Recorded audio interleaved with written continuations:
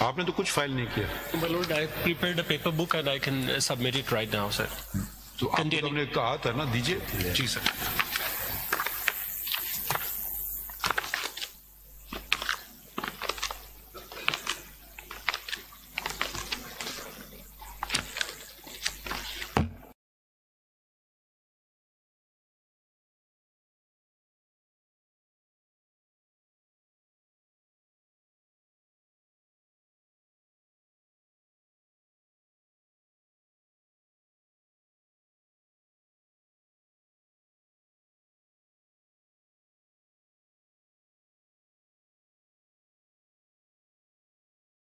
آیت کا جی آیت نمبر ہے سر صفحہ نمبر 3 پہ جی سورہ حجرات ہے سر اور اس کی آیت نمبر 6 ہے.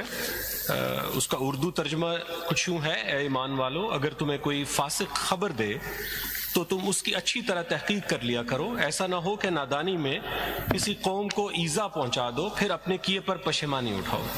صحیح. دوسری آیت ہے سر سورہ حجرات کی آیت نمبر 11 ہے: اے ایمان والو، مرد دوسرے مردوں کا مذاق نہ اڑائیں، ممکن ہے کہ یہ ان سے بہتر ہوں، اور نہ عورتیں عورتوں کا مذاق اڑائیں، ممکن ہے کہ یہ ان سے بہتر ہوں، اور اس میں سے ایک دوسرے کے کو عیب نہ لگاؤ، اور نہ کسی کو برے لقب دو.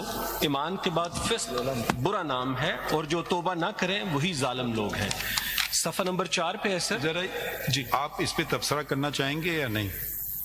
ان کے جواب پہ میڈیا کی بات ہو رہی ہے. اس آیت کی روشنی میں جو بالخصوص آیت نمبر 6 ہے سورہ حجرات کی، اور 11ویں جی 11ویں بھی ہے اور اس سے آگے بھی ہے سر، پھر احادیث کی کمپائلیشن بھی ہے. اچھا چلیں آپ چاہتے ہیں پہلے وہ پڑھ لیں؟ جی میں سر اگر صرف احادیث بہت زیادہ ہیں اس پہ، لیکن میں 1-2 صرف پڑھوں گا سر. جو 12 نمبر آیت پڑھتے ہیں. جی 12 میں سر 12 ہے جی سورہ حجرات کی: اے ایمان والو، بہت بدگمانیوں سے بچو، یقین مانو کہ بعض بدگمانیاں گناہ ہیں، اور بھید نہ ٹٹولا کرو، اور نہ تم میں سے کوئی کسی کی غیبت کرے. کیا تم میں سے کوئی بھی اپنے مردہ بھائی کا گوشت کھانا پسند کرتا ہے؟ تم کو اس سے گھن آئے گی، اور اللہ سے ڈرتے رہو، بے شک اللہ توبہ قبول کرنے والا مہربان ہے. تو یہ پتہ نہیں ہے ان کو، اتنے ماشاءاللہ پڑھے لکھے لوگ ہیں، غیبت کیا ہوتی ہے. یہ امریکہ کی بات تو کرتے ہیں 200 سال بعد پرانی، مگر قرآن شریف کی بات نہیں ہو رہی. بالکل بجا فرما رہے ہیں سر. اور متعدد جگہوں پہ کیا اب اس سے مطلب اس سے زیادہ کوئی گھنونی چیز ہو سکتی ہے بجا فرما رہے ہیں کہ غیبت کر کیا تم اپنے مردہ بھائی کا گوشت کھانا پسند، مطلب اس سے زیادہ میرے خیال میں کوئی بالکل بجا کیا لفظ ہوگا اس کے لیے. بالکل بجا فرما رہے ہیں سر. اور سورہ احزاب کی آیت نمبر 58 ہے سر: اور جو لوگ مومن مردوں اور مومن عورتوں کو ایذا دیں بغیر کسی جرم کے جو ان سے سرزد ہوا ہو، وہ بڑے ہی بہتان اور صریح گناہ کا بوجھ اٹھاتے ہیں. اور یہ میرے خیال میں ان کو ذرا آپ یہ سارے کے لیے شاید ان میں کچھ شاید نصیحت ہو ان کے لیے. بلا شبہ سر یہ کاپیز ان کو میں آپ کو ایک دیے بھی ہے. جی میں سر دے دیتا ہوں، میں لے لیتا ہوں. ہم آپ سے نہیں کروائیں گے ساری. نہیں سر میں خود کر لیتا ہوں سر، میں خود کر لیتا ہوں کاپی سے. جی آگے پڑھتے ہیں. اور سورہ ہمزہ ہے سر. بڑی خرابی ہے صفحہ نمبر 5 پہ: بڑی خرابی ہے ہر ایسے شخص کی جو عیب ٹٹولنے والا اور غیبت کرنے والا ہو. اس کی دوسری آیت جو ہے وہ نیچے باٹم میں ہے سر. اس کی پھر فقہا نے جو تشریح فرمائی ہے وہ یہ ہے، پہلے ترجمہ اس کا پڑھ دوں: جو مال کو جمع کرتا ہے اور گنتا جائے. کہ غیبت کرنے والا جو ہے ایسا اس لیے کرتا ہے، میں نے بہت سارے فقہا کی پھر تشریح پڑھی کہ اس کو اپنے جو مال و دولت ہے اس کا گھمنڈ ہے، اور وہ مال کی اس غرور اور اس تکبر میں ایسا کرتا ہے کہ لوگوں کی عزتیں اچھالتا ہے. یہ تو پھر غیبت سے پیسے بھی کما رہے ہیں. جی بجا فرما رہے ہیں. یہ تو ایک درجہ میرے خیال میں شاید بالکل ایسے ہی سر. پھر سر مختلف احادیث ہیں. اگر میں صفحہ نمبر 9 پہ آپ کو لے آؤں سر، بالکل ٹاپ پہ اس کا عربک ورژن بھی ہے اور اردو میں ہے. حضرت انس بن مالک رضی اللہ عنہ سے مروی ہے کہ رسول اللہ صلی اللہ علیہ وسلم نے فرمایا: جب میرے رب نے مجھے معراج کروائی تو میں ایسی قوم کے پاس سے گزرا جن کے ناخن تانبے کے تھے، جن میں سے وہ اپنے چہرے اور سینے نوچ رہے تھے. میں نے ان سے پوچھا: اے جبریل یہ کون لوگ ہیں؟ جبریل علیہ السلام نے فرمایا: یہ لوگوں کا گوشت کھاتے تھے، یعنی یہ غیبت کرتے تھے اور ان کی عزتیں خراب کرتے تھے. اب یہ سر اس سے زیادہ میرا خیال ہے مسلمان کے لیے. اس سے آگے صفحہ نمبر 10 پہ ہے سیدنا تورد بن شداد رضی اللہ عنہ سے مروی ہے کہ نبی کریم صلی اللہ علیہ وسلم نے فرمایا جس نے کسی مسلمان کی غیبت کی یا اس کی توہین یا اس کو اذیت پہنچا کر کوئی لقمہ کھایا، اللہ تعالیٰ اس کو اسی کی طرح کا لقمہ جہنم سے کھلائے گا۔ جس نے کسی مسلمان کی اہانت کرنے کا لباس پہنا، اللہ تعالیٰ اس کو اسی کی مثل کا لباس جہنم سے پہنائے گا۔ اور جو آدمی کسی آدمی کی وجہ سے شہرت والے مقام پر کھڑا ہو تو اللہ تعالیٰ اس کو قیامت والے دن شہرت کے مقام پر کھڑا کریں گے۔ یہ کافی زیادہ احادیث سر میں نے اس میں کمپائل کی ہیں جو اسی آپ نے تو کافی کام کیا ہے سر۔ اور پھر ایک بہت ہی خوبصورت کتاب جو مجھے بیک بائٹنگ پہ، ایک جارڈینین اسکالر تھے، میں نے ان کا پروفائل بھی دیکھا، بہت ہی مستند یہ ورژن مجھے ملا، پوری کتاب میں نے اس میں لگائی ہے جی، غیبت کے متعلق اسپیسیفک ان کا اور تمام ریفرنسز کے ساتھ انہوں نے پھر قرآنی آیات کی کمنٹری جو میں نے سامنے آپ کے رکھی ہے، پھر احادیث کو بہت ہی تفصیل سے۔ کون سے اسکالر تھے یہ سر ہے میں نے صفحہ نمبر 13 سے لے کے 74 تک جی۔ ان کا نام کیا ہے؟ جی میں عرض کر دیتا ہوں سر،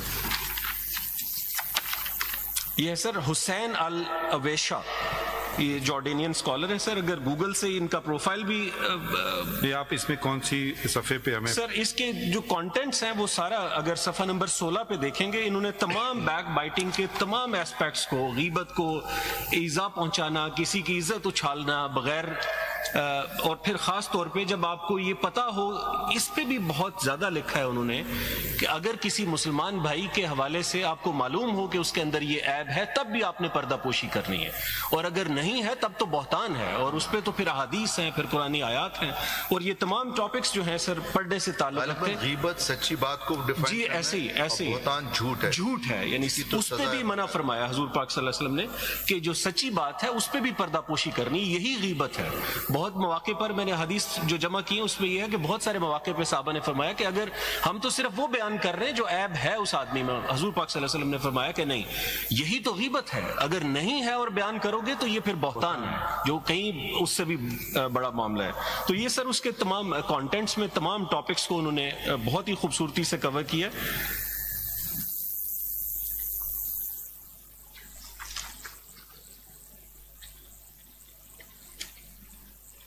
نہیں اب ہمیں کچھ دلچسپی نہیں رہی اپنے دین سے،